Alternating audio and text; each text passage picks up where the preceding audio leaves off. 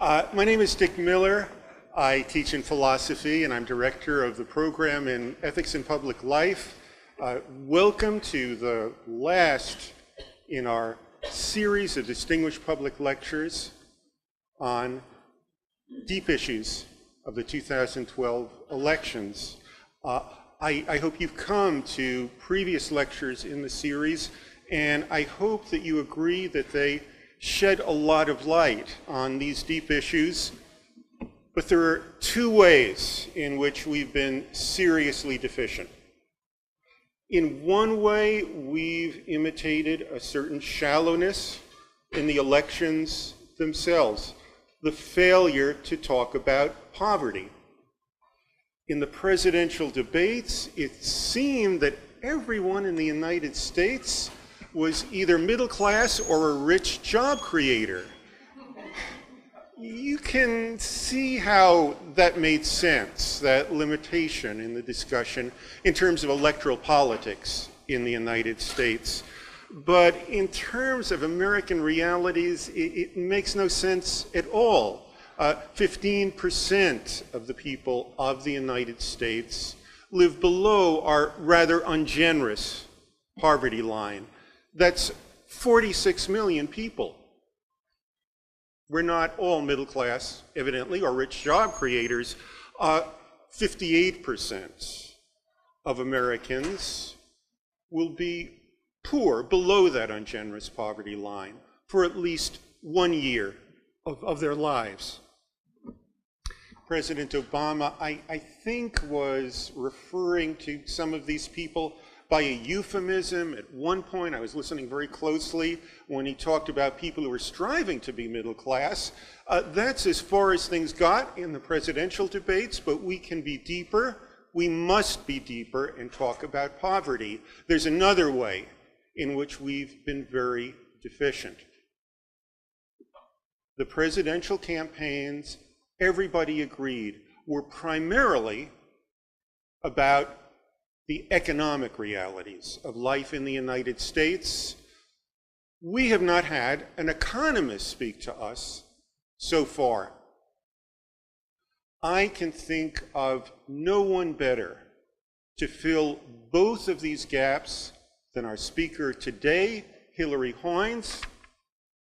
She has shed great light from the perspective of economics on the nature and the causes of poverty and economic insecurity and the effectiveness of programs to alleviate them. She can speak to both our worries and our hopes about these two great issues of the presidential campaigns. I'm delighted that she can come to complete our series, and for the reasons I've mentioned, complete it in a very deep sense.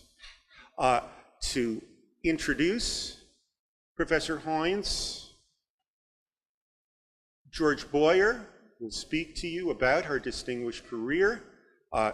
George is Professor of Economics and International and Comparative Labor in the School of Industrial and Labor Relations.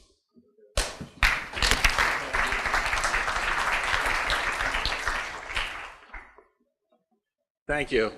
It's a pleasure to be able to introduce Hilary Hoynes. I want to begin by relating an event that took place 21 years ago in my office. ILR's Labor Economics Department at the time was looking to hire a junior labor economist, and we had out a candidate from Stanford. Didn't happen to be Hilary, but we had a candidate from Stanford, and at the end of my half-hour interview with her, she said to me, "You know, the person you guys should be hiring is a graduate student at Stanford who will be on the market next year. Her name is Hilary Hoynes." I've never understood why this woman said this to me, although it turns out that she was a very good judge of talent. The following year, indeed, the Labor Economics Department invited Hilary to Cornell for a job talk. Unfortunately for us, several top economics departments in the country made her a similar invitation, and during her time at Cornell, she had developed a certain fondness for the West Coast, so she graciously declined our invitation. Hilary is a professor of economics at the University of California, Davis, and co-editor of the American Economic Review, the top journal in economics.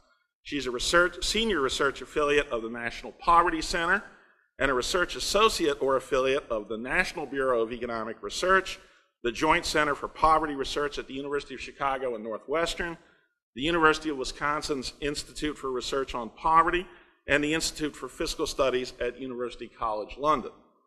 Apparently, these positions leave her some free time to devote to other activities, as she also currently serves on the National Advisory Committee of the Robert Wood Johnson Foundation Scholars in Health Policy Research Program and the Advisory Committee for the National Science Foundation's Directorate for the Social, Behavioral, and Economic Sciences.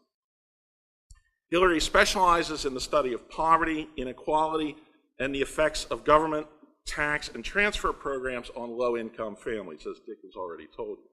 She has published numerous articles on these topics in the American Economic Review, Econometrica, the Journal of Public Economics, the Journal of Economic Perspectives, the Review of Economics and Statistics, and other major economics journals. For those of you who prefer less quantitative work, and looking in the audience, I suspect that's many of you, she has a very interesting and readable paper entitled Who Suffers During Recessions in the summer 2012 issue of the Journal of Economic Perspectives. Hilary currently is working on projects evaluating the impact of the Great Recession across demographic groups, examining the impact of the Earned Income Tax Credit on infant health, and estimating the effects of U.S. food and nutrition programs on labor supply, health, and human capital accumulation. As Dick has hinted at, while many economists have an invisible hand, unfortunately many also have an invisible heart. Hilary is not one of those, fortunately for us. Her heart is very visible, and she looks at really important topics. I want to end on a personal note. I've known Hilary for more than 30 years. Her father, Jeffrey Williamson, supervised my PhD dissertation, so he is my academic father. Thus, Hilary and I are related in an odd sort of way. I don't think there's an official term for it, but I consider Hilary my academic half-sister. Hilary will be speaking to us this afternoon on poverty and the safety net after the Great Recession. Please join me in welcoming Professor Hilary Hoynes. That's a good term.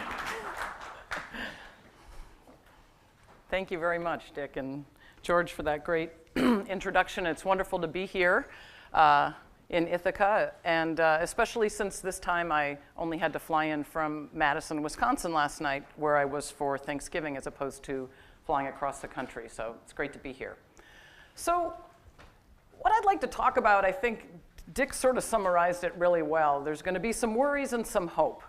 I'm fundamentally an optimistic person, perhaps sometimes too much for my own good. And in putting together my thoughts to bring here today, I want to start with the reality of poverty in America, what it is, where it comes from, why we should care. And then I want to delve down a little bit into trying to identify what the sources of poverty are in a sort of deep way.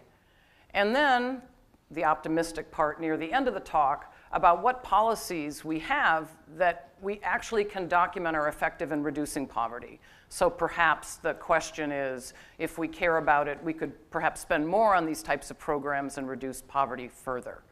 So where I'd like to start out is just in talking about the facts about poverty and measurement and trends in poverty over time in the United States, and then talk more about these government policies. So in 2011, the most recent year, we measure poverty on an annual basis in the United States. And in 2011, more than 1 in 5 children in the United States lived in poverty, and overall about 15% of persons were poor in the United States. Yet on the surface, we spend quite a lot of money on anti-poverty programs. So for example, we spend about $30 billion a year on TANF, or cash welfare. Another almost $60 billion on the Earned Income Tax Credit, which is a tax-based credit for low-income families. And in the midst of the Great Recession, over $70 billion on food stamps. So what I would like to do is sort of talk about the facts, talk about the programs, and then try to discuss why some programs seem to work better than others, in reducing poverty. I don't know, my arm touched the thing or what. So let's start by defining poverty and be clear on how we define poverty in the US. And then I'll show you some basic trends and facts about how poverty varies across groups, and then really spend the meat of our time in the second half where we talk about the importance of the labor market in terms of its relationship to poverty, and then in government policies. So to start, it's important to point out, first of all, that the United States measures poverty in a, quote, absolute sense as opposed to a relative sense. So poverty is a family concept. We essentially take the individuals who are related to one another who are living together, and we count up all of their income across all the individuals in the household. And it's important to note that the official poverty definition in the United States is based only on cash income, pre-tax.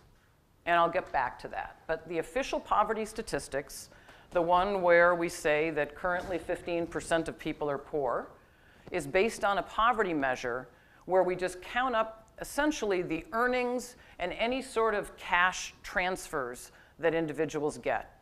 Say Social Security or cash welfare would be included in that, but food stamps and the Earned Income Tax Credit would not. Food stamps is not cash. The Earned Income Tax Credit works through the tax system. So I'm going to come back to that. But the basic official poverty definition collects all those income components across everybody in the household and then classifies a family as poor if their income lies below a threshold. And that threshold varies by how big your family is and is updated from one year to the next based on basic changes in the price, actually, of food. And so this measure in 2011, just to give you an idea of the magnitudes, if you're a single parent living with one child, you would be considered poor if your cash pre-tax income is below about $15,500. Whereas if you had a family of 4, it would be about $23,000. And to give you an idea about that magnitude, the median income in the United States for the same year was about $50,000.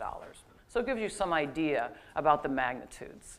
Now, the poverty measure, almost since the very beginning of its definition in 1962, has been criticized. And I'll come back to that as I discuss government policies that seem to be effective in reducing poverty. And first and foremost is that the measure of poverty is based on this cash income measure.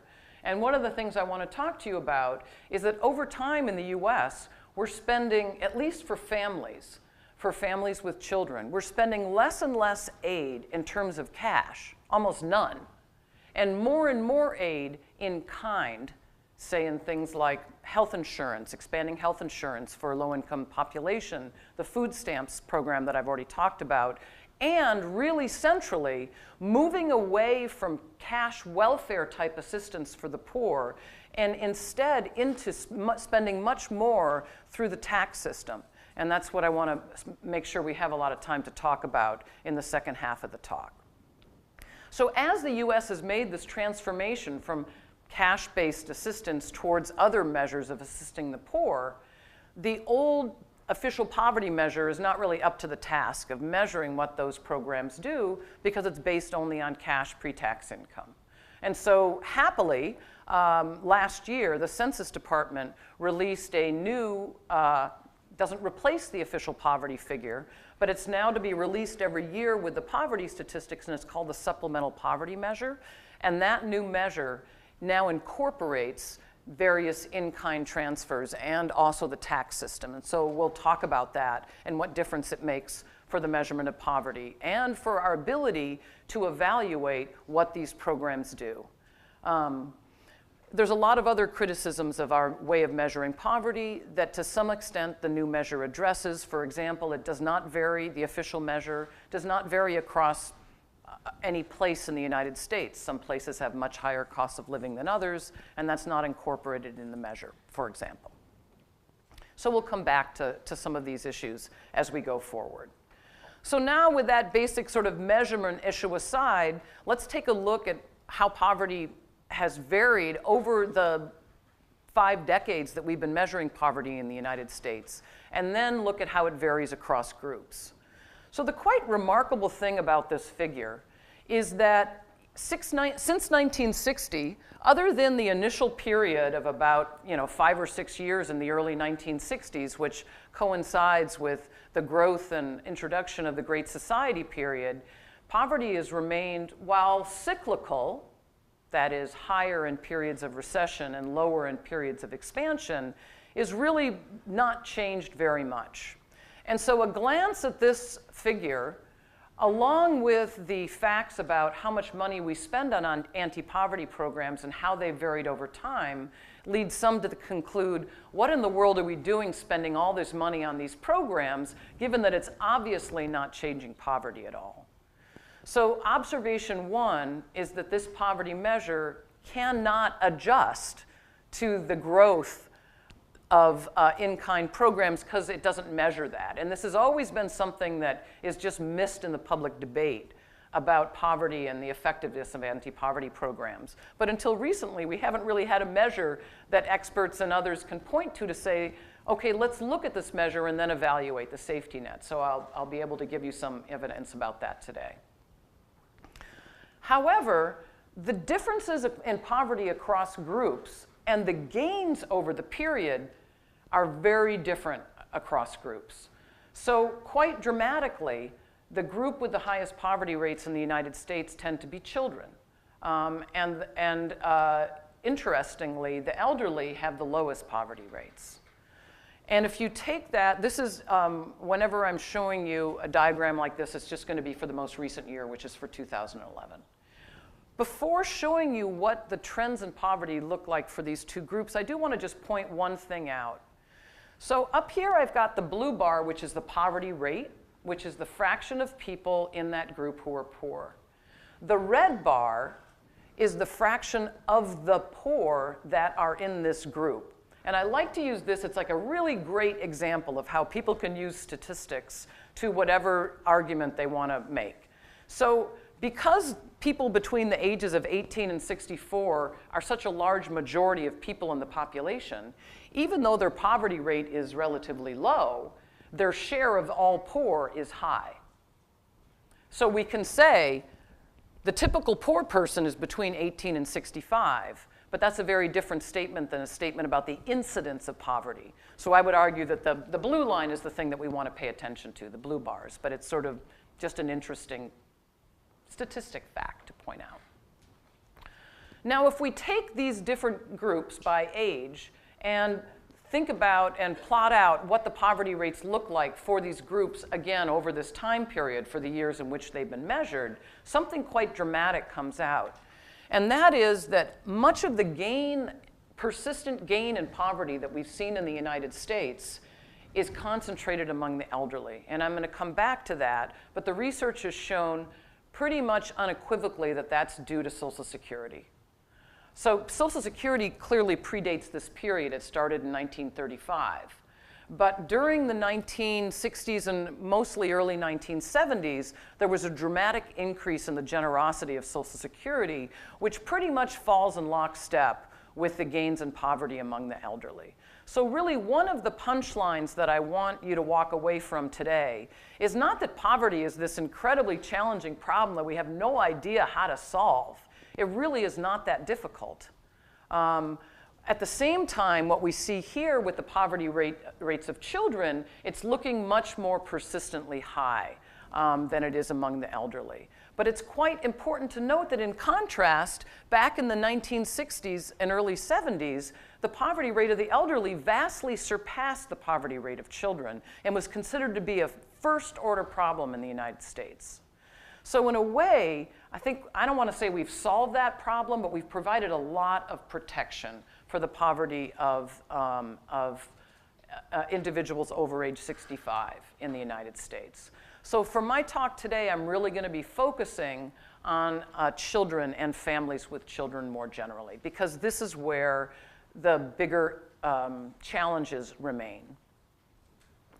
So we can also just quickly look and see how poverty rates vary across other groups, and I'm sure this will all not be very surprising to individuals in this room, that we have higher poverty rates among ethnic minorities, lower poverty rates among whites and Asians, very much higher poverty rates in families with just one adult, one parent, which is a pretty natural extension of the fact that there's only one potential earner in the household, but maybe also due to other factors.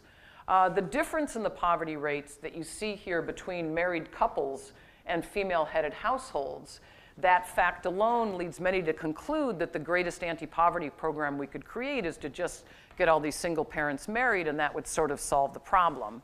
But of course, a keen social scientist would know that there could be a lot of selection into who is currently married and who is currently non-married. So it's not necessarily the case that extending marriage in some magic wand would reduce the poverty rate of individuals living in single-parent families currently. It may not. We would certainly need to know a lot more before we could make that conclusion. It's also the case that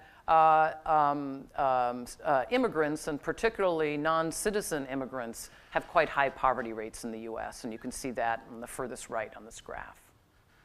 It should also, of course, come as no surprise to anybody in this room that education provides strong protection against poverty, and this is something I want to come back to in talking about the importance of the labor market and trends in income and earnings and inequality in the United States and how it relates to poverty. So among individuals with much lower education levels, we see much higher poverty rates than in individuals with higher education levels. So now that we've sort of established the basic facts about poverty, I want to just speak very briefly about why it's something that we should care about from a perspective of social welfare, society at large, other kinds of issues that might be correlated with poverty. So it's obviously a measure that essentially all developed countries provide and is a typical part of the well-being measures that any country would publish for 1 year to the next. It's very clear that children who grow up poor are much more likely to experience many adverse outcomes, and I've listed many of them on this slide that have been investigated. They're less likely to attend preschool, perform less well in school, ultimately have some connection to child welfare system or government assistance, or incarcerated, have much worse health and lower life expectancy. However, again, it's quite challenging in order to causally identify whether it's poverty that is leading to these worse outcomes or whether it's some other characteristics. And that's sort of the challenge, a first-order challenge of the social scientist, is to come up with convincing research designs that allow us to try to disentangle the channel of poverty from other measures. Just to give you an idea about the magnitude of some of these differences, I'm reporting here a graph from a paper by Greg Duncan and Catherine Magnuson. And what I show here is the risk of all these outcomes are bad outcomes. And what I'm showing here, reported from their paper, is the risk of this outcome for the typical poor child divided by the risk for the typical non-poor child. So it just gives you a sense of the disparity in these outcomes across poor versus non-poor children. And so what you can see is that the disparities start out very early in life. So low birth weight is a very typical and important measure of health capital that the child takes into life, and is very been shown to be very important predictor of adult health and economic outcomes, interestingly.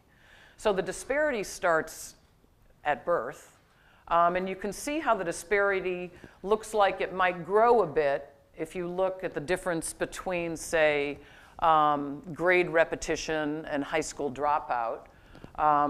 In addition, quite large disparities in health and so on. So the disparities are significant between poor and non-poor children. Interestingly, and this is from a recent paper by Sean Reardon at Stanford School of Education, and he's making the argument that socioeconomic status, or differences across income groups, is a much more important dimension of disparity than black-white differences, which is traditionally what many of us social scientists is focused on in a key kind of disparity sense. So what this graph is showing, and there's kind of a lot going on here, is that the colored-in symbols represent differences in income disparities on educational outcomes. This is all about educational outcomes. Whereas the open circles are observations about disparities, black-white. And he's pooling information across multiple surveys of different measuring education in different settings at different points in time. The smooth lines are meant to help give some guidance about the basic trends over time. So he uses this to conclude that the black-white education gap is becoming less important. That's the sort of downward sloping dashed line. Whereas the socioeconomic status income gap, that is the differences in outcomes between lower income and higher income individuals, is growing over time. So he's been out there really making this argument that we really need to focus on the income disparities, not because the black-white disparities aren't important to focus on, but let's spend some more attention on the income disparities, which haven't received as much attention in the greater social science literature. So one other feature to just sort of illustrate the disparities is to point out that, and this is also work by Greg Duncan and Catherine Magnuson, and this is illustrating differences, again, in an education outcome. This is a math achievement score, comparing the differences in math scores at first grade and kindergarten, the blue line, and fifth grade, the lighter pink line, and showing those disparity differences across different groups. So the first panel, and this kind of hard to read the writing there, is comparing the bottom 20% of the income distribution to the top 20% of the income distribution. The second column is differences between blacks and whites. So by comparing these first two panels, one can see that the income disparities are greater than the black-white disparities in terms of this outcome, which is a math test score outcome in elementary school.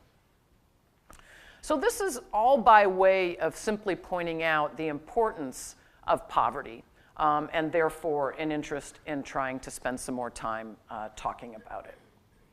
So what I want to do now is clarify and point out just how important the labor market is for the poor.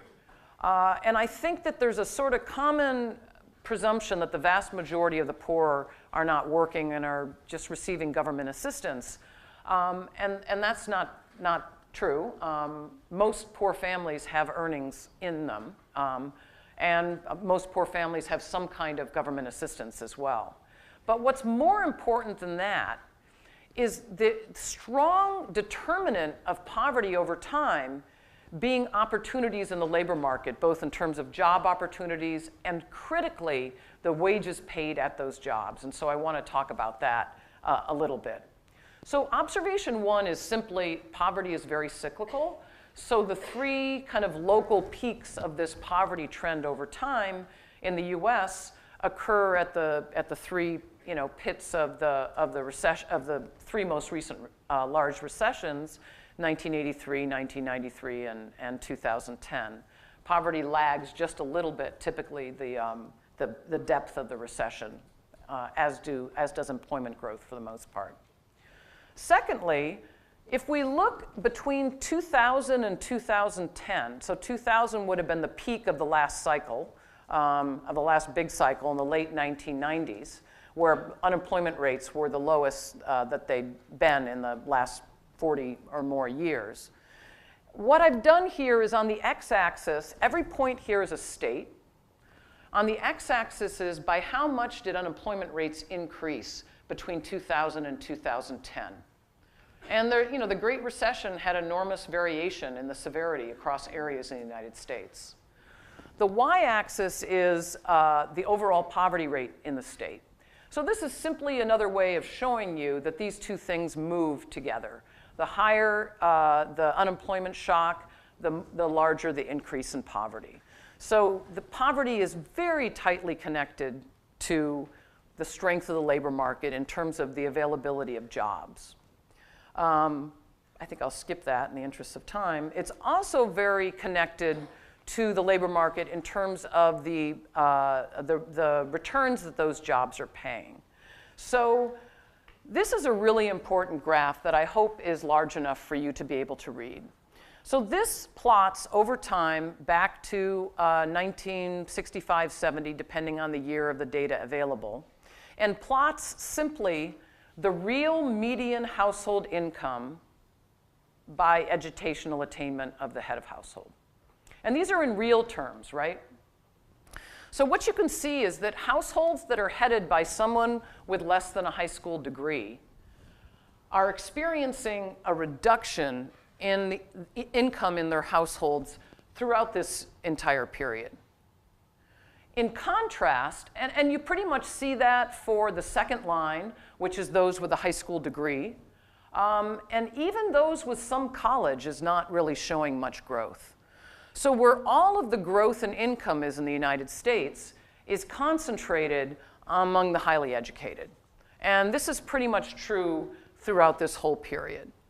So as incomes in less educated families are declining, because primarily wages in those for less skilled workers are declining in real terms, there's sort of a theorem that that's going to lead to higher measured poverty.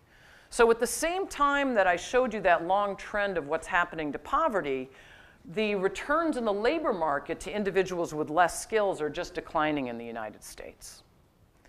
Another way of looking at this is to look at the value of income across each one of the 5 quintiles of the income distribution, the bottom 20%, the next 20%, and so on, up to the highest top 20% of the income distribution. And in each year, we can calculate the mean level within that group and adjust for changes in prices. And so what you can see is that the bottom 20% of households in the United States, just another way of showing the same information, but just not cutting on it on education, you can see that those at the bottom of the distribution simply have not made progress, whereas there's a lot of gains in the top of the distribution. Now, a more extreme version of this sort of gets to our interesting debate and discussion in the United States right now, kind of, about the 99% versus the 1%. So essentially what I've shown you here is what's going on, not for the 1%, but the top 20%.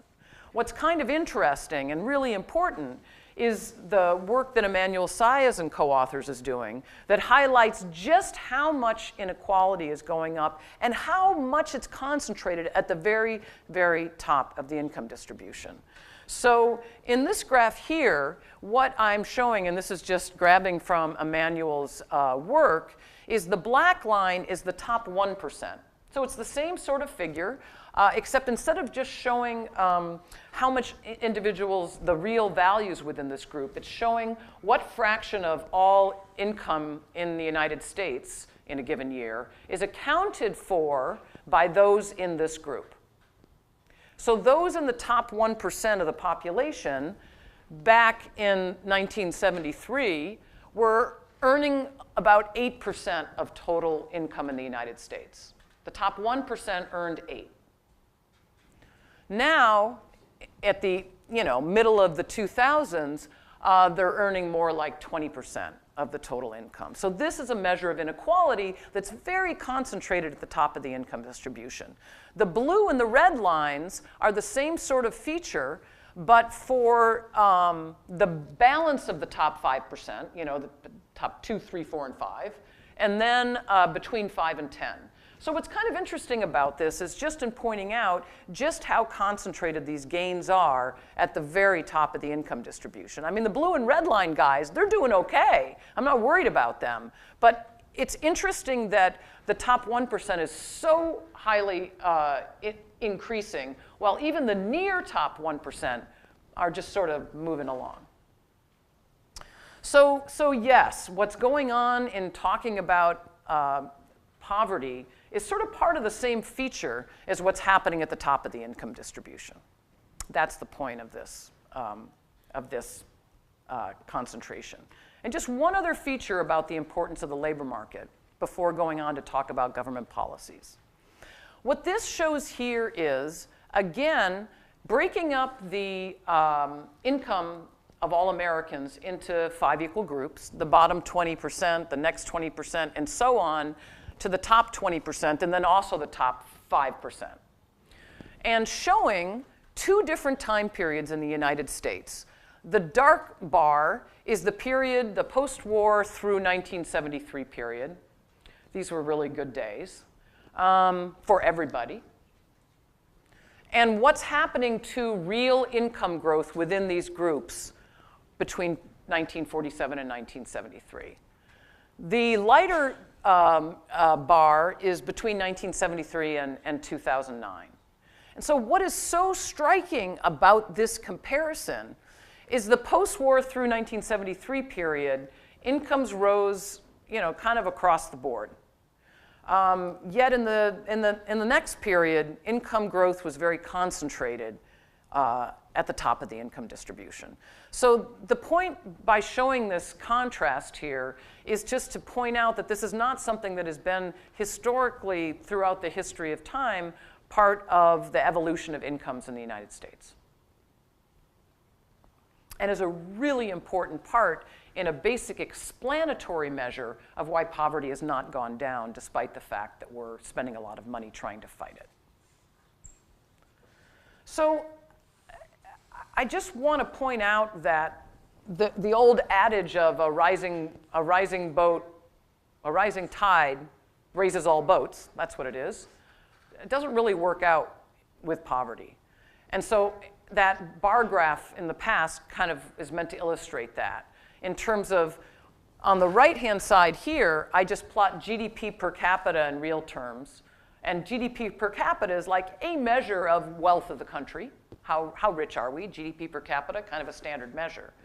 And what's interesting is if you look, you just see this kind of secular march forward. And yeah, you can sort of see how the Great Recession affected GDP per capita. But in the history of this period, it doesn't look that big a deal.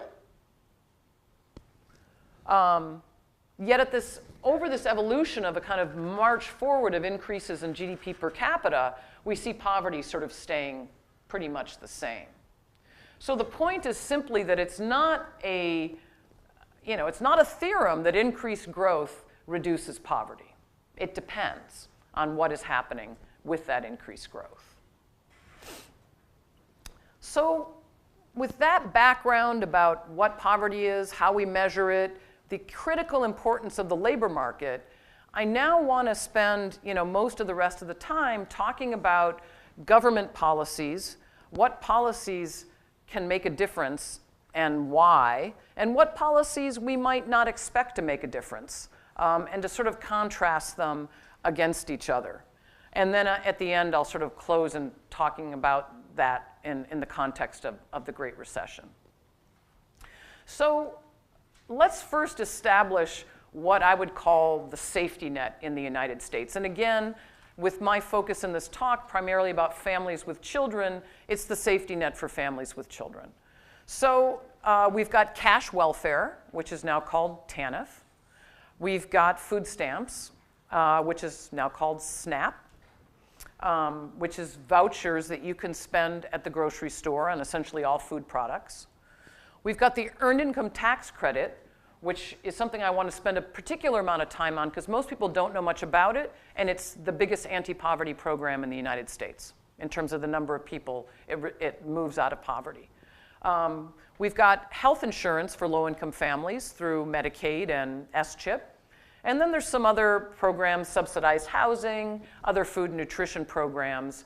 Some people consider minimum wages part of the safety net, and they are sort of in a way. I'm going to make an argument why minimum wages are not an effective anti-poverty program. They might be good to have for other reasons, but not if your primary goal is to reduce poverty, and we'll talk about that.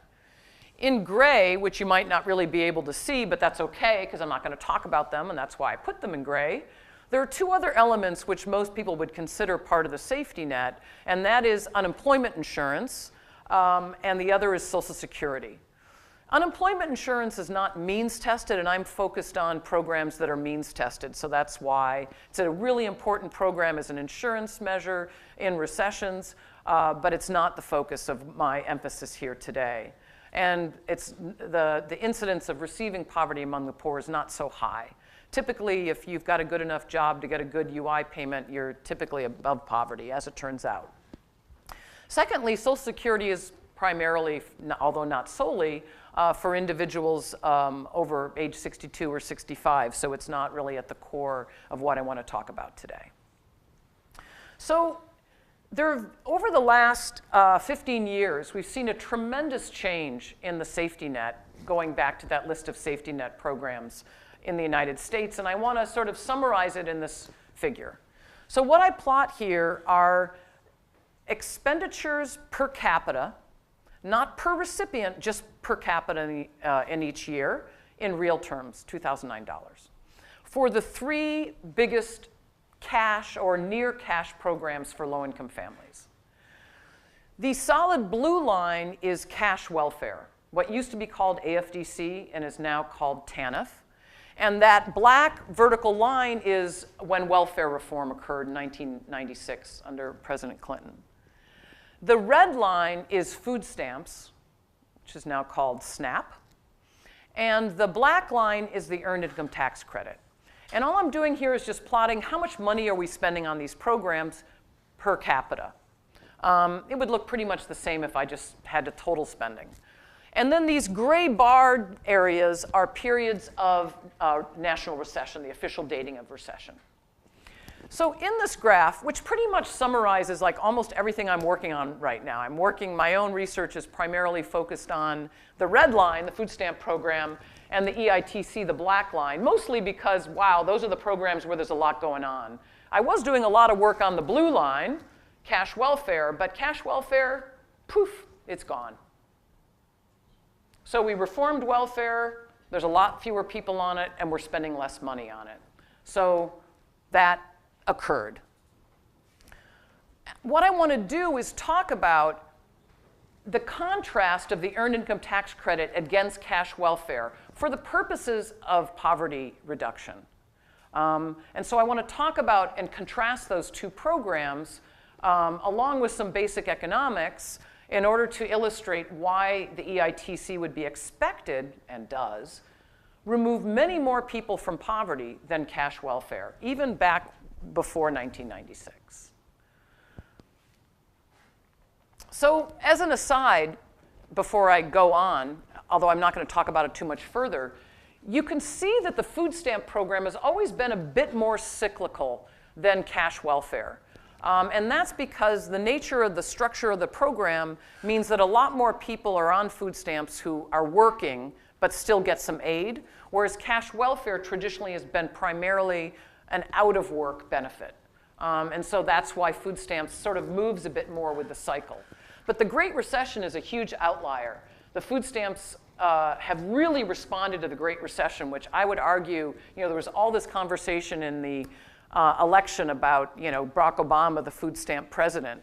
I don't think he really did very much, but the point is, without food stamps, things would be much worse off at the bottom of the income distribution in the Great Recession. And so I'll show you some figures about that in a little bit.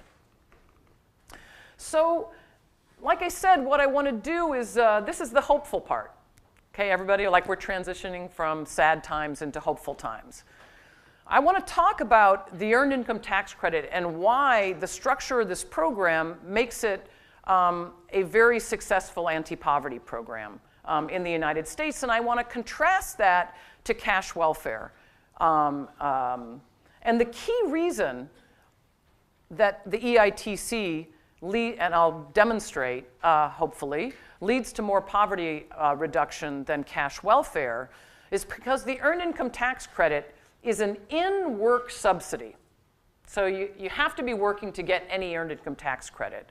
And what the program has done is transfer resources to low-income families while encouraging entry into the labor market.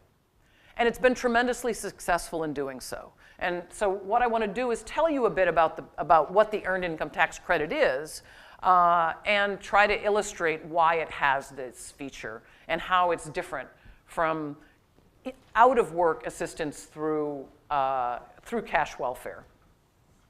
So first of all, it's a tax credit, which means it offsets your taxes owed dollar for dollar. It's refundable, which means it can reduce your taxes owed not just to zero, but it can reduce your taxes owed to a refund payment. So most EITC recipients actually receive a tax refund.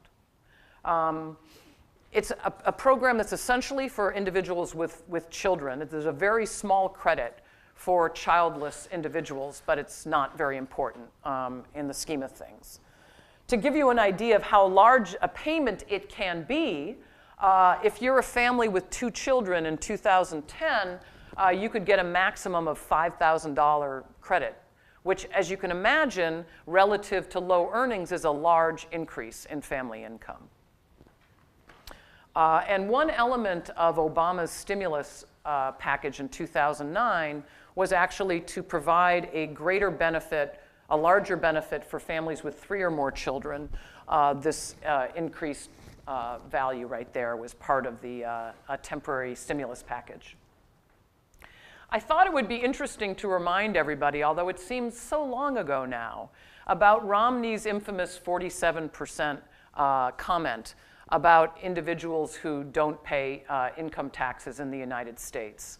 So indeed, the Earned Income Tax Credit recipients are part of the 47, proudly, I suppose, part of the 47%. According to the Tax Policy Center, their response to the 47% argument was to educate people about it. Here's the group of folks who pay income taxes. Among the individuals who don't pay income taxes, the individuals who are receiving benefits for children, that's 7% of the total pie, these would be the EITC recipients. And so you can see how big that group is as a share of the 47% by contrasting it to, for example, elderly individuals, many of which don't have to pay income taxes because Social Security is not taxable, for example. So it gives you some perspective on that comment. But getting back to the EITC, this is the structure of the program. So here the x-axis is a family's earned income, and the y-axis is how big an EITC credit do they get. So the point here is if you don't work, if you have no earnings, you have no EITC. But for every dollar that you earn, the credit increases until you max out the credit, and then it stays constant for a little while, and then eventually the credit is phased out. Otherwise, we'd have to give the credit to everybody. You have to phase out a program eventually. And the credit is then phased out at a relatively flat rate, hopefully not discouraging too much work out in this region. So what the research has shown is the fact that this credit is distributing additional income. So this is a redistribution program that's bundled with an incentive to enter the labor market. So if you're sitting there and not working and trying to contemplate your next move, the fact that the EITC is there or expands over time would add to your calculation of the benefits associated with work. And it turns out that much research has demonstrated beyond a shadow of a doubt that this program and its expansions in the 1990s had huge, let me just, as I'm saying this, let me just show you something. I'm out of order here. Crud. I just wanted to show you this because I was about to say something and it comes later in my slides. The research on the EITC has shown quite dramatically and convincingly that increases in employment among less skilled single mothers in the 1990s, much of it is tied to the expansion of the EITC. So what's really interesting is, and I really should have this graph go all the way back to the 1960s, there had been much hand-wringing over the decades about the fact that single mothers with children, that's the solid blue line, had such low employment rates. It always sort of bothered me, by my own standard of normative views, that this was never a concern raised about married women with kids, but that's just my own view about redistribution and not my scientific view. But nonetheless, much of the policy action in the 1990s was focused on getting low-income single mothers with kids into the labor market. And so this very much was manipulated by reforming welfare and expanding the EITC. And quite amazingly, and it would show it more amazingly if I had this graph going back to the 1960s, this increase in employment in the 1990s is very large. Like our policies don't usually work this well, and it really did. And part of the reason seems to be that we've learned is that latter part of the 1990s happened to also be in an unbelievably strong labor market for less skilled workers. I don't have that on this graph, but that seems to be part of why it was so effective.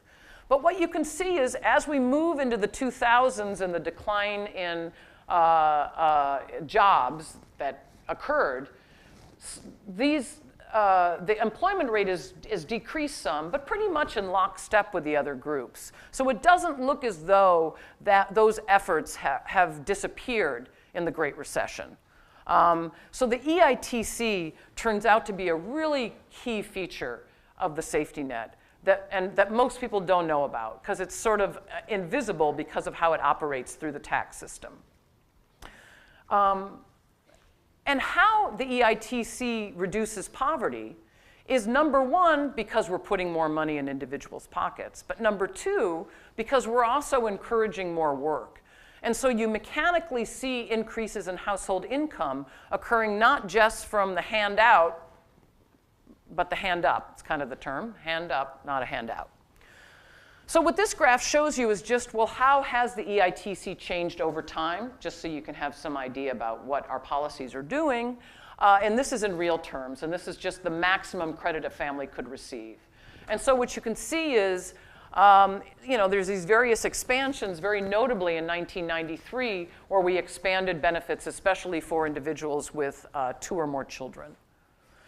So with that backdrop of this policy, why would we necessarily expect that this would improve poverty? So here's where you get into like basic econ, principles. So what I have here is the x-axis is earnings, and the y-axis is after-tax income. So the red line is just, in a world where all of our income was just earnings, this is the relationship between what we earn and what we have, just the 45-degree line. The black dashed line is kind of approximately, this is a stylized diagram. This is not meant to be like actually accurate, but just to show you why the EITC would be expected to reduce poverty. The black dashed line is approximately where the poverty line is. So if we want to reduce poverty, we got to move all these guys with incomes below this point up to the black dashed line, and that would get rid of poverty. In fact, there's a term called the poverty gap, which is different than the poverty rate. And the poverty gap is all the dollars we would need to bring everybody up to poverty. So in this graph, it would be like the area of this triangle multiplied by the number of people or something like that, like integrate that out. But here I'm just trying to illustrate what the EITC does. So this red line is a world of no government. So the blue line now is approximately what the EITC does, how it moves earnings, and how it increases, not how it moves earnings, how it increases after-tax income. And so what's interesting about how we've structured the EITC is the range in which it's providing a lot of assistance is very much kind of in the range of the poverty line. So there's a lot of people, there's a very significant density of the income distribution between $10,000 and $15,000 a year, actually. And that's really the sweet spot of the EITC.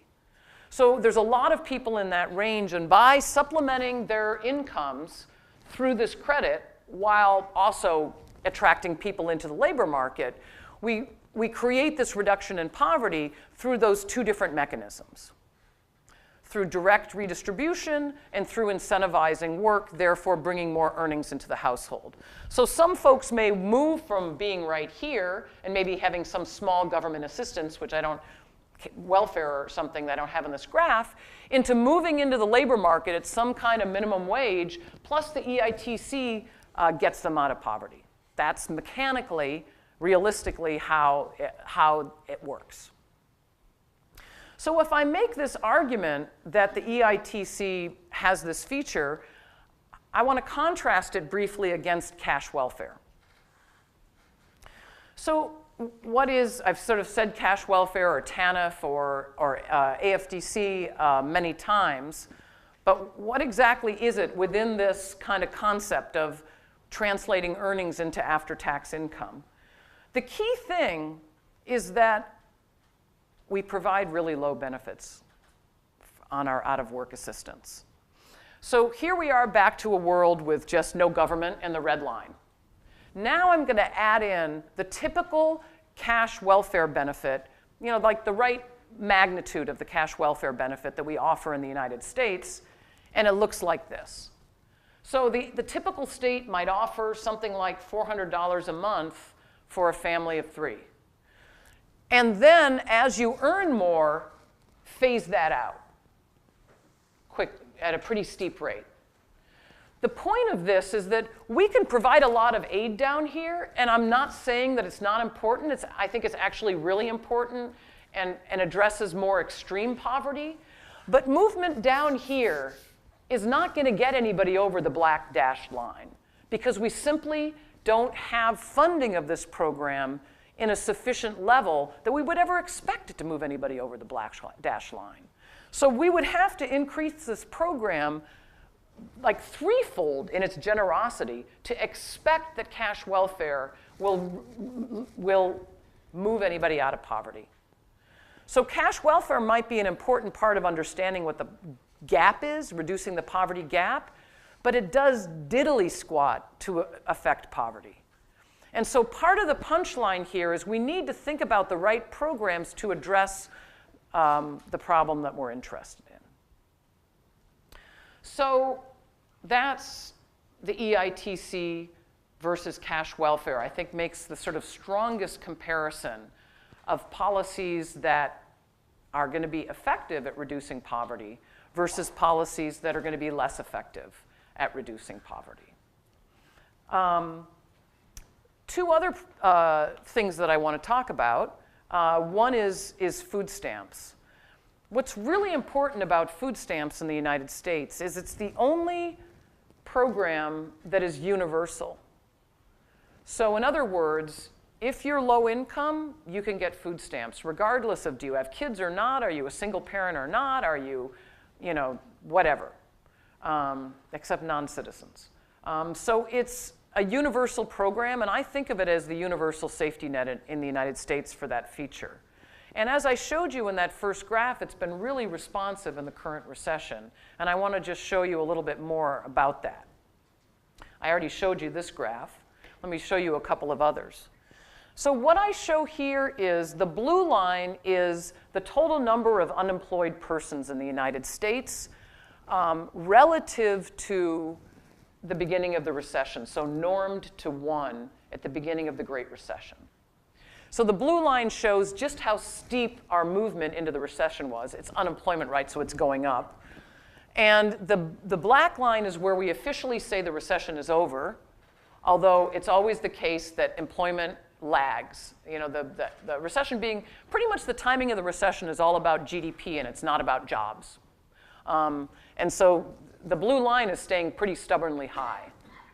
The black dotted line is the aggregate food stamp caseload in the United States, again, normed back to 1 at the beginning of the Great Recession.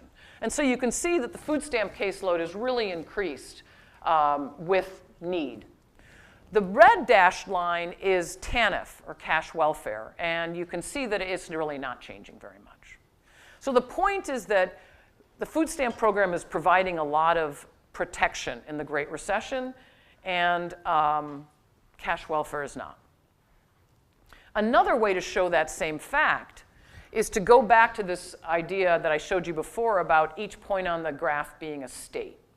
Again, the x-axis is the change in the unemployment rate, and here I think I have between 2007 and 2009. So it's the immediate Great Recession period. And the size of the dots are bigger for bigger states.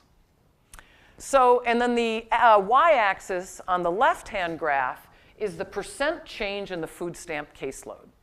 So what you can see is that, wow, states that had bigger shocks in the Great Recession had bigger increases in protection through food stamps.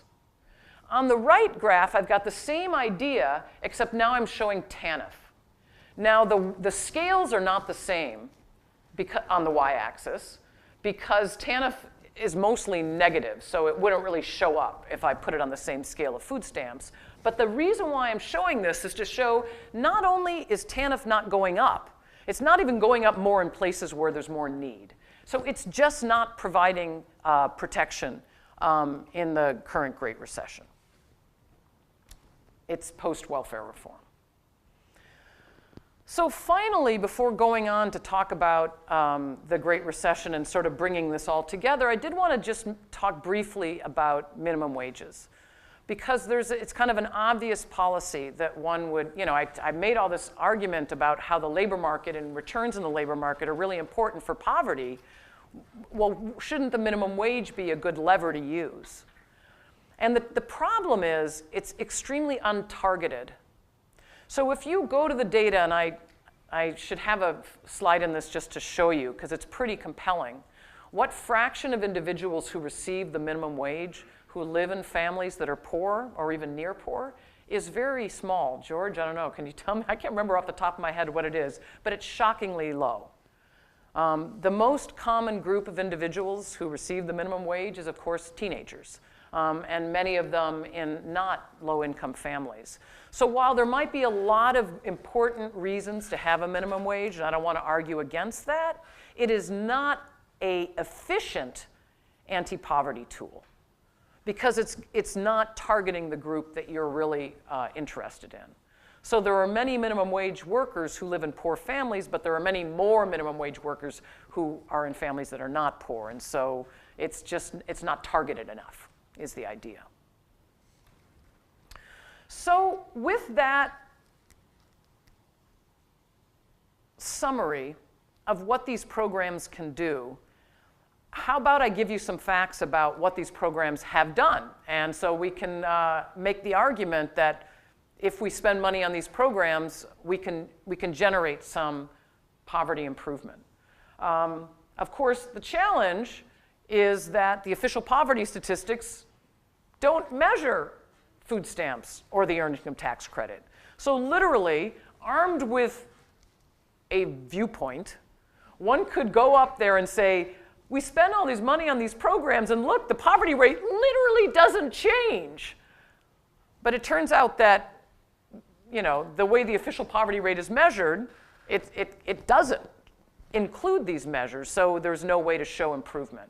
So I was incredibly happy when the Census Department last year released for the first time this supplemental poverty measure. And with the supplemental poverty measure, we now have a sort of seal of approval, gold standard measure that we can point to and evaluate what these programs do. So let's talk about that. So the thing that I want to focus on is the fact that this measure includes in-kind benefits as well as is an after-tax measure. And that's the focus of my interest here. But there's also several other changes that the supplemental poverty measure has implemented, including geographic variation in the cost of living, including accounting for out-of-pocket medical expenses as a deduction against your income before calculating whether or not the individual is poor. as well as expanding the notion of the family unit to include cohabiting couples, and many other changes. So I want to tell you a little bit about what this new figure, what we can conclude from it. So it was not necessarily meant that this figure would necessarily raise or lower poverty, but for people as a whole, poverty is slightly higher under the supplemental poverty measure. I don't think that part is very important. I think what's important is to use the measure in order to evaluate programs and to look for differences across groups. So quite notably, when you look at the differences by age, which if you remember was the first thing that I showed, and I talked about the success in reducing poverty for families with an individual age 65 or older, interestingly, and it makes sense, we've been putting a lot more resources into programs for families with children like the EITC and primarily food stamps. So what that's going to do is overall lower poverty rates for children. But interestingly, raise poverty rates significantly for the elderly, and that feature is purely because of the new deduction for out-of-pocket medical expenses. So because a non-trivial share of the elderly have large medical expenses, that deduction against their income can lower their income enough to put them below the poverty line, and that's what explains this difference. So this could actually be really important for understanding the sort of distribution of poverty with this new measure. You can also see how the differences in the cost of living have led to differences in what happens to poverty across states. So the lighter shaded states are states where the new supplemental poverty measure is higher than the official poverty measure. I can't remember higher by how much, I can't remember, other than being statistically higher. I don't remember. And the dark shaded states are states where the darkest shade, they're not statistically different. And the medium shade, the supplemental poverty measure is lower than the official poverty measure. And so what you generally tend to see on average is higher cost states like your state of New York and my state of California are moving to the supplemental poverty measure, experiencing increases in poverty rates compared to the official measure, whereas lower cost areas like much of the Midwest and the South, moving to the supplemental poverty measure leads to reductions in their poverty rates. So there's a kind of an interesting geography to the movement comparison of the supplemental poverty measure. But what I really want to focus on is what the safety net does. And so this is really the sort of summary graph that kind of culminates what I've been talking about in this talk. So what this does is it takes the supplemental poverty measure, and this is for children, and we imagine that we eliminate a program and then ask what happens to poverty rates, or it's actually the reverse. They add the program back in so it reduces poverty. And we do this, and what I've demonstrated here is what that calculation looks like for these elements of the safety net that I started this section of the talk with. The Earned Income Tax Credit, food stamps or SNAP, Social Security and disability insurance, housing subsidy, and so on. The red bars, I've just delineated the programs that I couldn't measure until we had the supplemental poverty measure. Whereas the blue bars are cash income and things we could have already measured before in the official poverty measure. So the point here is that the EITC is the biggest anti-poverty program for children in the United States. And the calculation shows that without the EITC, about another 5 million children would be in poverty. Food stamps removes another 2 million children from poverty. And those are the two biggest anti-poverty programs in the United States for children. On the other hand, in contrast, what we were talking about before, TANF has relatively small reduction in poverty. I was a little bit surprised to see such a large role for Social Security, but I think what's going on there is many children live in households that also have individuals that are receiving Social Security in it. I was surprised to see that it was as large as it was, looking at children. You can contrast this, or you can see this for all persons as a whole in the United States. And the largest anti-poverty program in the United States as a whole is Social Security. And you can see that most dramatically if you limit the calculation to the elderly, where you see basically everything that's eliminating poverty is going on in the Social Security program, which is fantastic. But a program that we spend a lot of money on is only the observation, that it's not any great mystery about why it's effective. It's funded at a really great level, providing a lot of protection for individuals in retirement.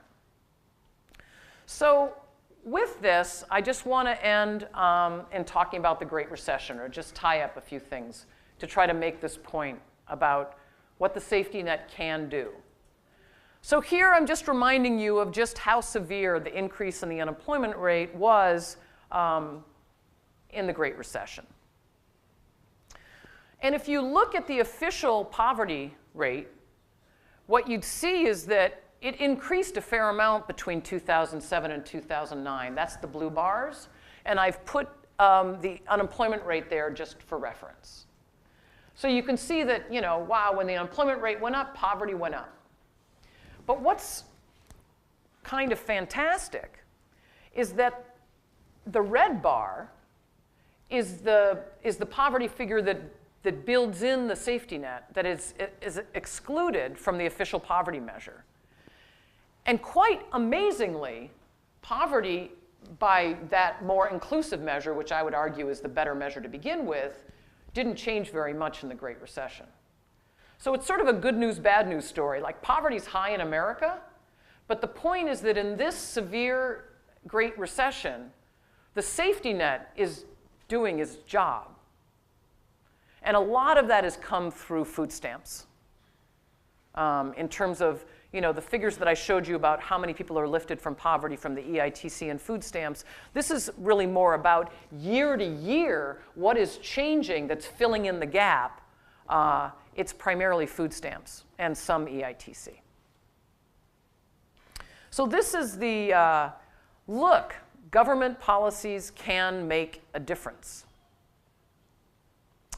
So before I conclude, and we'll have plenty of time for questions if you have them, I wanted to tell you about, this is sort of a postscript of two things that are sort of on the frontier of new work on poverty that I thought I would just mention. The first is what I'm calling anyways the new biology of poverty, and the importance and relationship between socioeconomic status, income, stress, and cortisol. So it's been known for some time that cortisol, which is the stress hormone, which we know leads to really bad things in terms of health, longevity, life expectancy, metabolic syndrome and high blood pressure and things like that.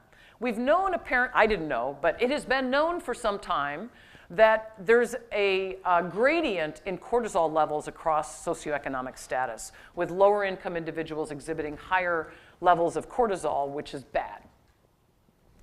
But what's new is what I think really exciting social science research that's using strong quasi-experimental designs and some randomized experiments that seems to show that cortisol level is manipulatable.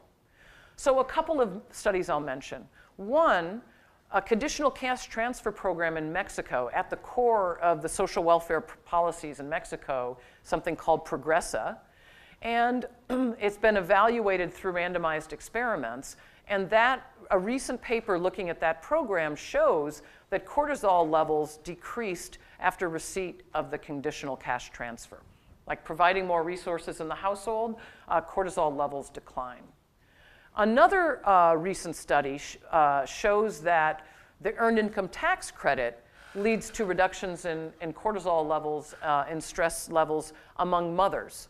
And it's been shown that in another study that the prenatal maternal cortisol level is quite negatively associated with not just the health of the baby at birth, but amazingly, their well-being through childhood and into early adulthood. So cortisol, I still don't know very much yet, but this is one of the frontiers of work on poverty, is trying to understand this and understand the extent to which we can manipulate it through government policy. So that's sort of where the economists and the psychologists are sort of coming together.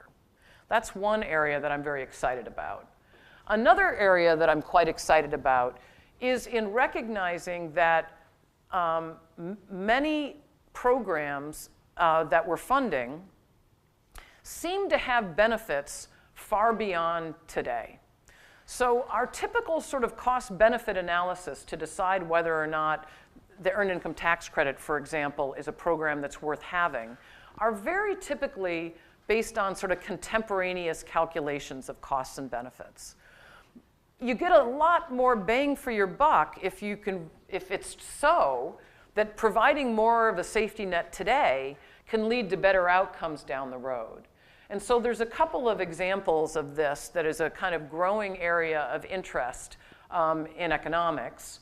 One shows quite dramatic improvements in college going and a reduction in criminal activity for individuals who have participated in Head Start, an early childhood education program early in life. So what's interesting is we've sort of focused on test scores, and it looks like Head Start improves test scores and then they fade away by early elementary school, which is like, oh, what happened? The test score effects fade away. Well, the second generation of work seems to find that there are some gains to these kids that show up again in adolescence and in young adulthood. That we think might be related to non-cognitive skills, so it doesn't show up in the test scores. It's still in progress trying to understand this. And the same thing is true about small class sizes. So small class sizes lead to improvements in test scores. They fade away. We're like, oh, they fade away. Why does that happen? It turns out that the second generation of work on this shows that some of these studies show that an improvement in college going and wages in young adulthood. We still don't really understand what's going on there. It might be non-cognitive skills that aren't measured in the test scores. And some work that I'm going to be talking about a little bit tomorrow as a preview to my second lecture on campus tomorrow is going to be talking about some new work I have that relates access to food stamps in early life and connections to later life health and economic outcomes. So it seems as though providing a better safety net in childhood generates benefits in adulthood. And that's sort of work that no one's really focused on that before.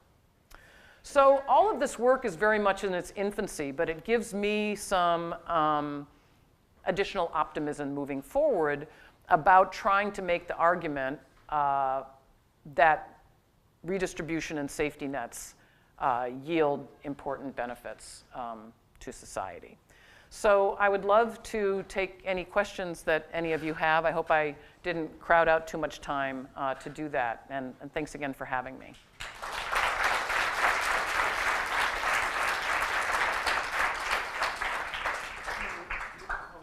Sure. No, I'd be happy to call on people. Yeah. Oh, wait.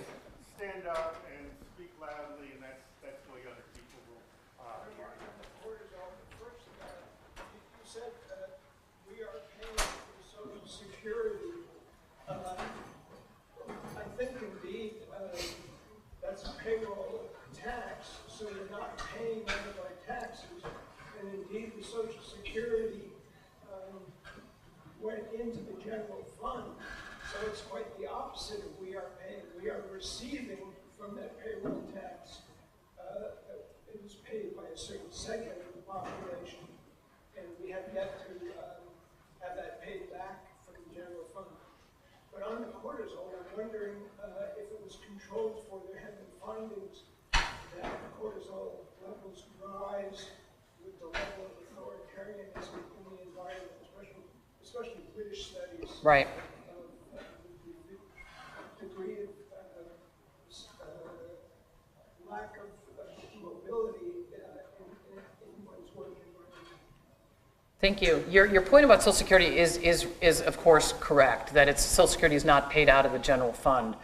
The point, however, I think is still that there's an enormous amount of redistribution that goes on in Social Security. So some individuals are paying more and some individuals are paying less, and there's a lot of redistribution that goes on. So I think of it as a social welfare program, even though we're mostly paying each other within generations as opposed to me paying for my grandmother's benefits. But I think it should be known that it's a social welfare program, but it's not really viewed in that light.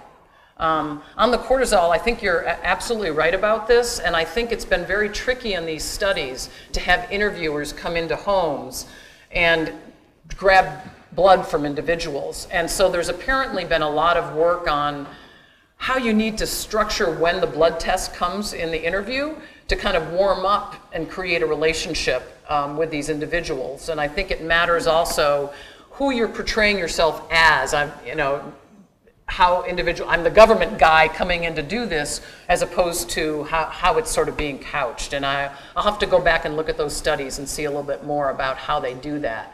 But I know that it's been something that's paid a lot of attention to as to when they do the blood draw part of it for exactly that reason.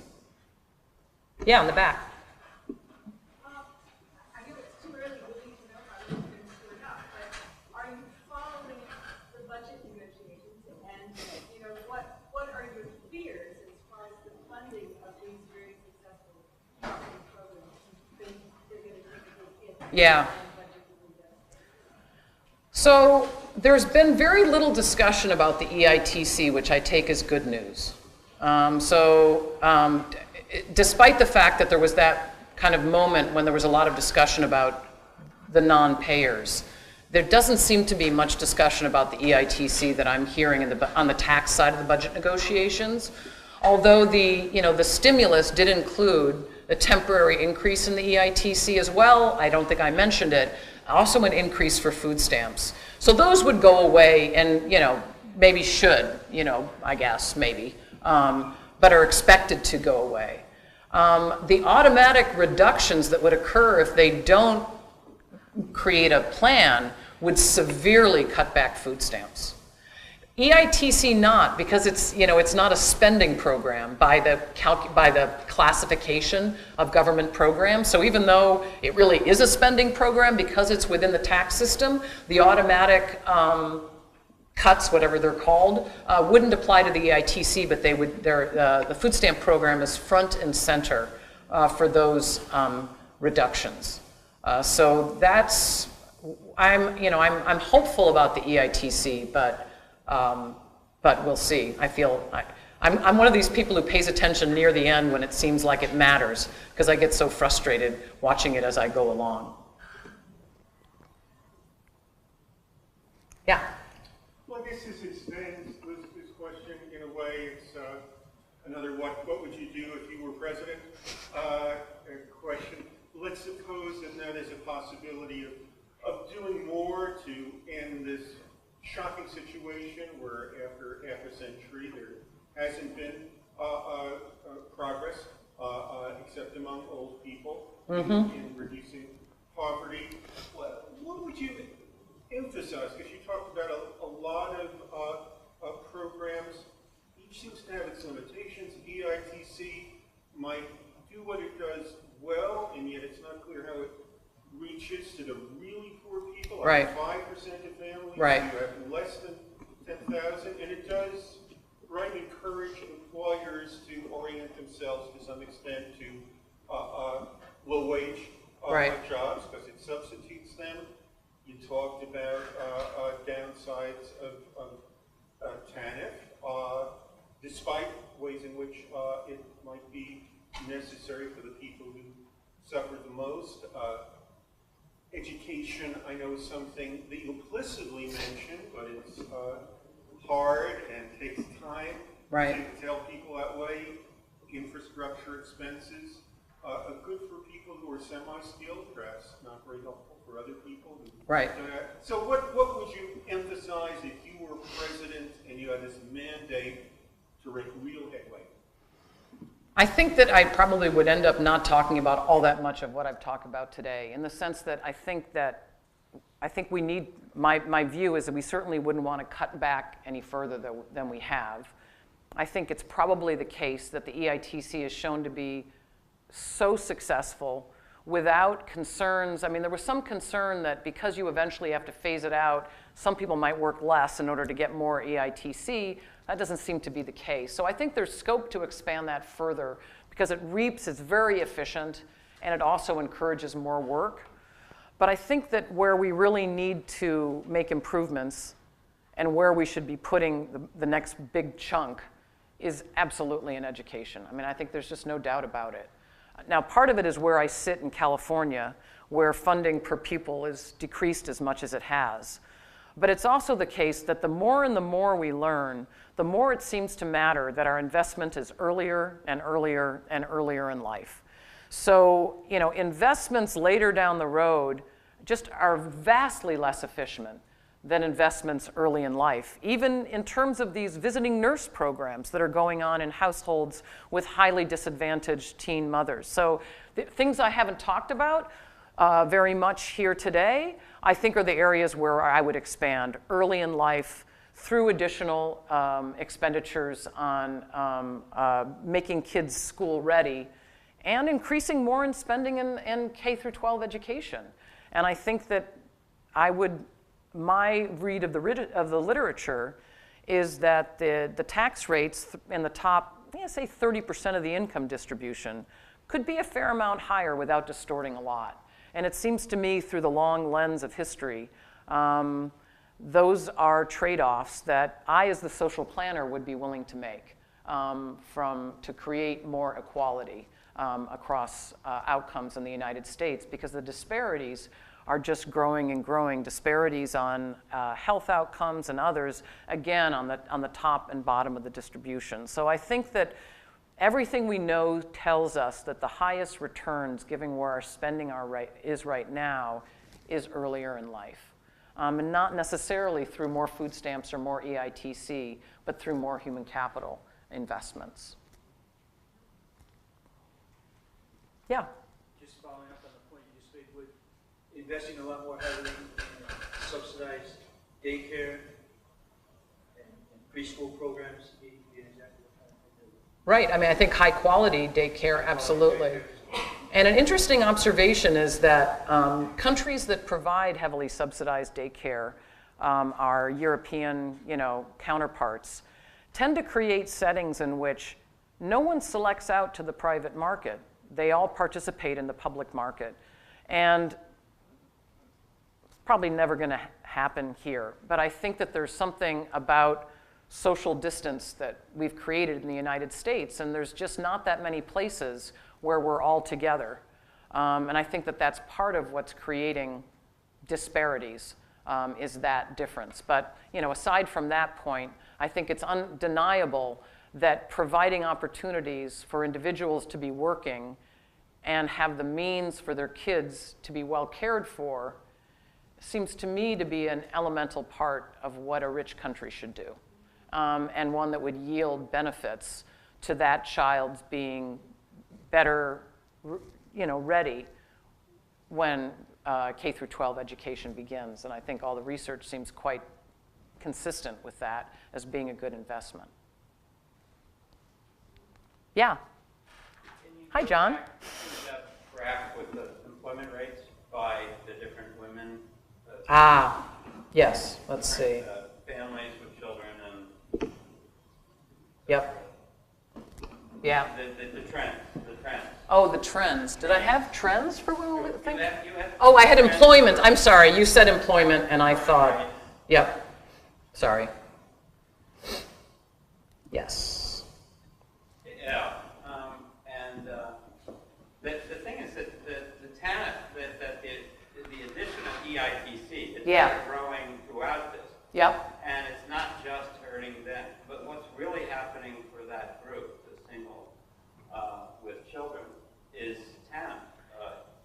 It's definitely a combination of the two, for sure. They were required to look for work or to Yep. go into training. And so there's a real change in that program, and that's part of the reason why it's become smaller. Of course. Because of that. So that the kick-up in employment on the part of the single with children parents is mainly the change in the rules. Yeah, I mean, I think that here's 1993 when the EITC expands, the big expansion. And TANF was starting to be, going on at the maybe 1989 and earlier. I think undeniably, first of all, I think it's hard to disentangle these things because they were going on at the same time. And all of the evidence we have suggests that the bang from the EITC was greater. It's the classic kind of carrot and stick approach that, welfare reform created a bit of a stick, requiring people to be looking for work and to be participating in the labor market. And the EITC sort of created a carrot in terms of increasing the returns to work. And it seems as though the interaction between those two things was quite important. I think from the work that I've read, maybe 40% is because of the EITC, 20% is because of welfare reform, and the balance being the strong economy, something like that. So they're both incredibly important. And I don't mean to speak disparagingly about cash welfare. I might have my own view about how it should be structured. I think it needs to be there. I think we need a fundamental safety net that is not tied to the labor market. And if UI doesn't provide that for everybody, we need to have some cash assistance that does. But the program is what it is right now. And so my point was only that it's not doing much for poverty, although it clearly had an effect on women's employment during this time period. The EITC should have affected married with children. Except that it turns out that They tend to earn more money. not many are affected, and also as a secondary earner, they actually, theory says their employment should go down, and it does modestly. It doesn't show up so much here, but yeah. I can't tell you about our next speaker because this is the end of our series. If you have thoughts about what a good next series would be, please let me know. I'm rwn5@cornell.edu. It's been terrific, the Hilary Hoynes combination of economic insight and empirical rigor and compassion. I'm a philosopher, so I can be normative. I know, we're not allowed to be. Completed our series in so many ways, and who would have thought at the beginning, completed it on a note of hope. So let's thank you. In the presidential debates, but we can be deeper. We must be deeper and talk about poverty. There's another way in which we've been very deficient. The presidential campaigns, everybody agreed, were primarily about the economic realities of life in the United States. We have not had an economist speak to us so far. I can think of no one better to fill both of these gaps than our speaker today, Hilary Hoynes. She has shed great light from the perspective of economics on the nature and the causes of poverty and economic insecurity and the effectiveness of programs to alleviate them. She can speak to both our worries and our hopes about these two great issues of the presidential campaigns. I'm delighted that she can come to complete our series, and for the reasons I've mentioned, complete it in a very deep sense. To introduce Professor Hoynes, George Boyer will speak to you about her distinguished career. George is Professor of Economics and International and Comparative Labor in the School of Industrial and Labor Relations.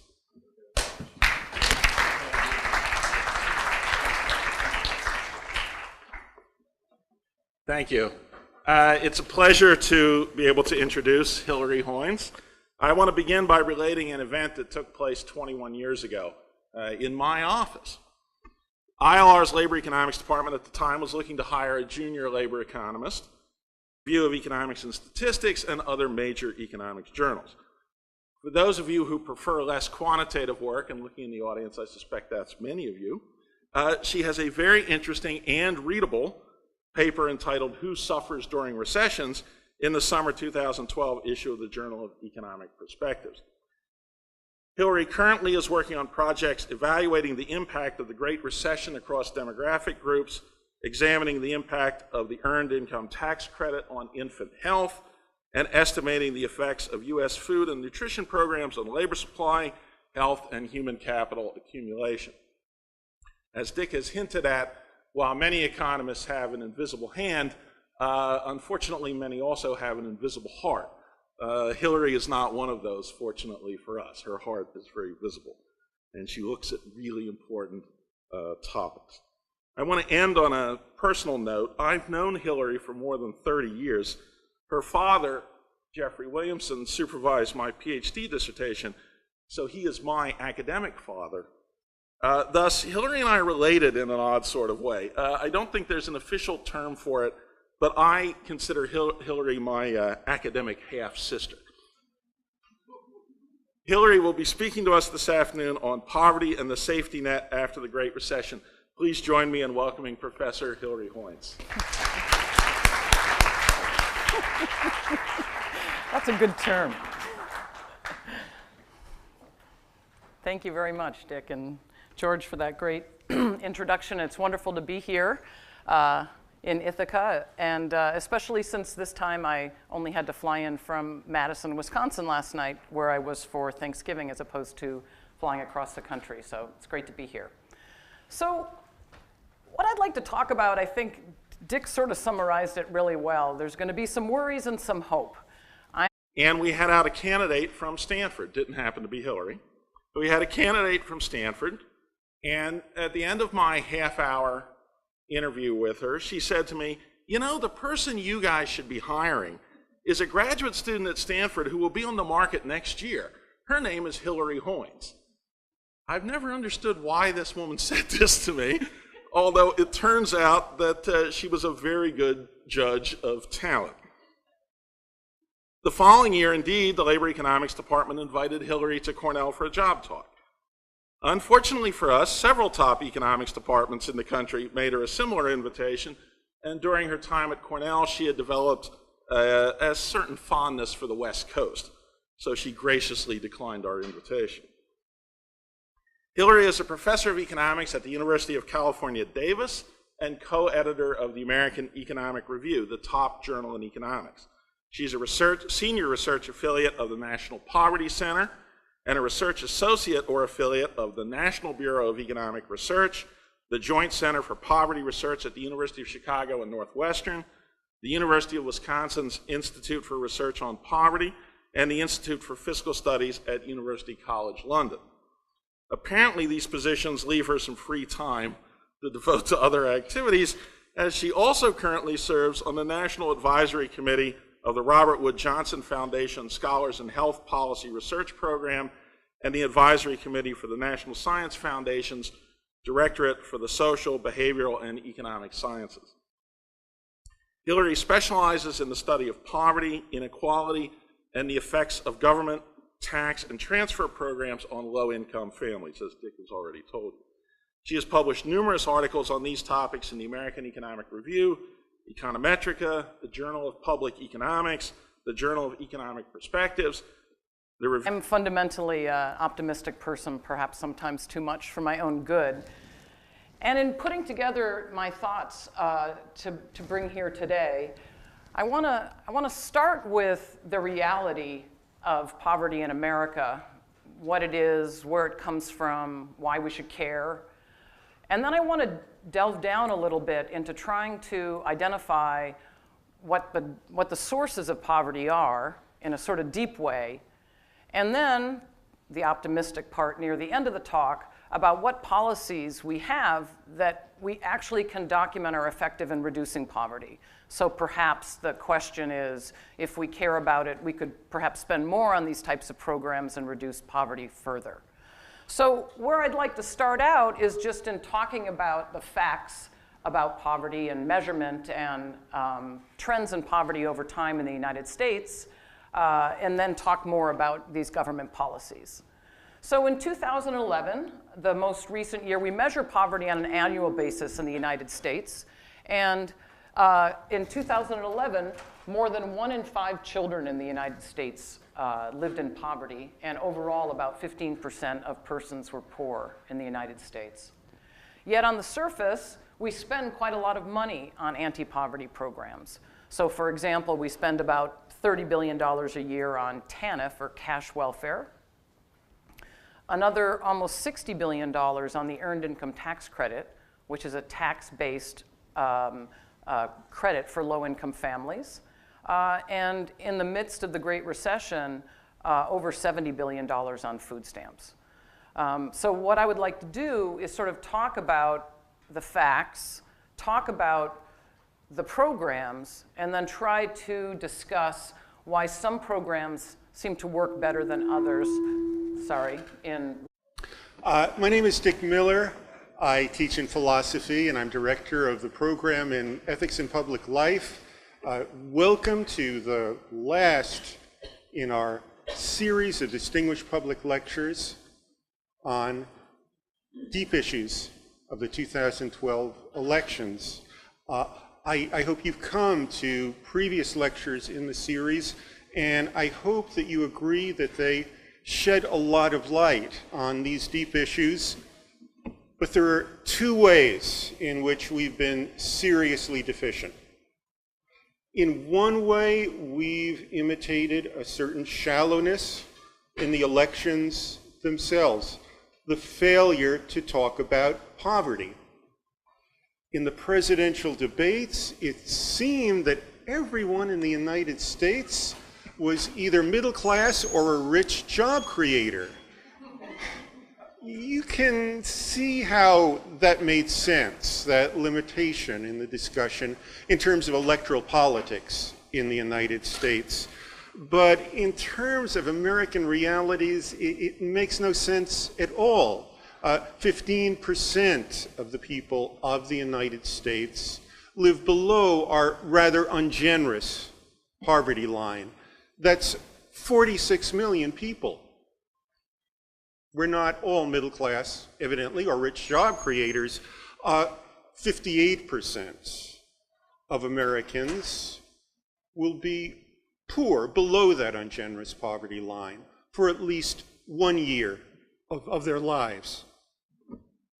President Obama, I think, was referring to some of these people by a euphemism. At one point, I was listening very closely when he talked about people who were striving to be middle class. That's as far as things got.